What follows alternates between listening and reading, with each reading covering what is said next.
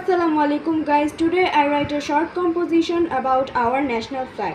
আজকে আমি এগুলোর ইংলিশ লাইনগুলো বলবো এবং তার বাংলা অর্থগুলোও বলবো। তো চলো শুরু করি। Our national flag, আমাদের জাতীয় পতাকা। National flag is the symbol of the independence of a nation. জাতীয় পতাকা একটি জাতির স্বাধীনতার প্রতীক। We are an independent nation. আমরা একটি স্বাধীন জাতি। Every independent nation has a national flag.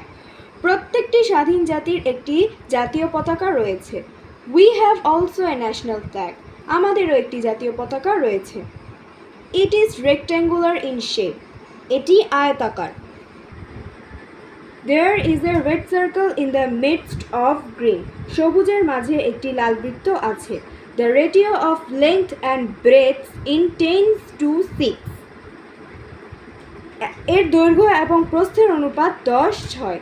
The red color signifies the blood of the heroic sons of this country. লাল রংটি এদেশের বীর সন্তানদের প্রতীক and the green color represents their vigor and youth. আর সবুজ রংটি তাদের শক্তিমত্তা এবং তারুণ্যের প্রতীক. It also denotes the green aspect of our country. এটি আমাদের দেশের সবুজ দিককেও নির্দেশ করে. We have got our national flag in exchange of a sea of blood. এক সাগর রক্তের বিনিময়ে আমরা আমাদের জাতীয় পতাকা পেয়েছি. So we must defend its dignity even at the cost of our life. তাই আমরা অবশ্যই এর মর্যাদা এমনকি জীবনের বিনিময় হলেও রক্ষা করব.